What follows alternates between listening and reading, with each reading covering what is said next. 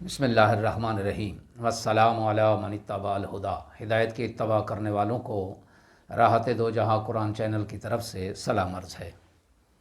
تمام تعریفیں اس پروردگار کے لیے ہیں جو حلیم بھی ہے اور صاحب جمال بھی ہے۔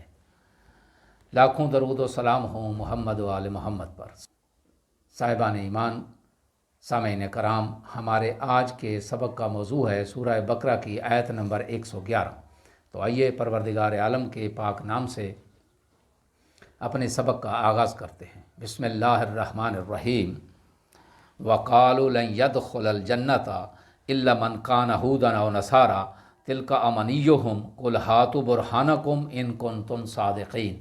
اس کا ترجمہ یہ ہے کہ اور وہ کہتے ہیں جنت میں یہودی یا نصرانی کے علاوہ کوئی ہرگز داخل نہیں ہو سکتا، یہ محض ان کی آرزوئیں ہیں۔ آپ کہہ دیجئے کہ اگر تم سچے ہو تو اپنی دلیل پیش کرو۔ اس آیت میں بیان ہونے والے کلمات کا ترجمہ اور تشریح یہ ہے کہ پہلا کلمہ جو ہے وہ ہے امانی۔ امانی کا مطلب ہوتا ہے آرزو۔ اس کا تفصیلی بیان ہم پہلے بھی بیان کر چکے ہیں اس کا۔ دوسرا کلمہ ہے ہاتو۔ ہاتو کا مطلب ہوتا ہے حاضر کرنا۔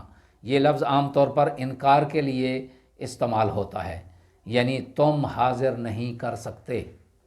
اگلا جو کلمہ ہے وہ ہے برہان۔ برہان کا معنی ہوتا ہے روشن اور واضح دلیل۔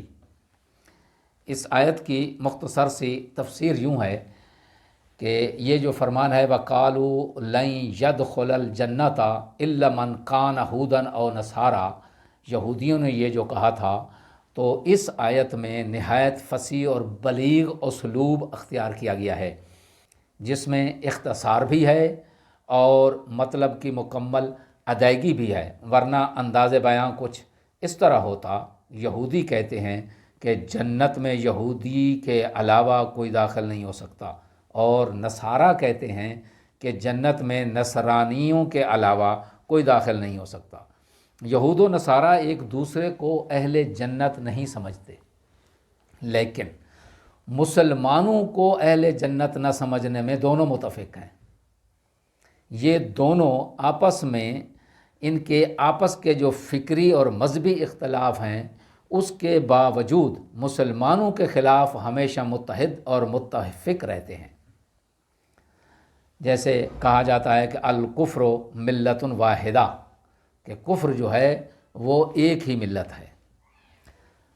ہماری معاصر تاریخ میں بھی اس کے ایسے شواہد بکثرت موجود ہیں جہاں سارے کفار نے اسلام کے مقابلے میں متحد روش اختیار کی ہے۔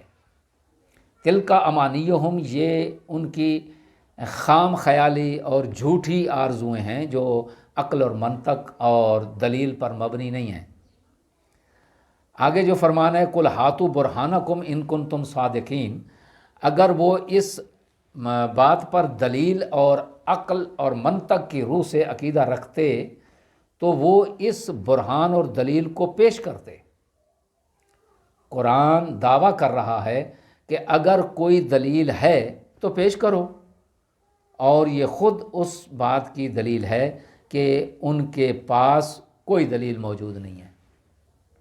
اس آیت سے یہ قرآنی موقف واضح ہو جاتا ہے کہ ہر نظریے کے لیے ایک دلیل، ہر فکر کے لیے ایک برہان، اور ہر عقیدے کے پس منظر میں ایک معقول منطق ہونی چاہیے۔ اس آیت میں بیان ہونے والے نکات جو ہیں وہ 3 ہیں۔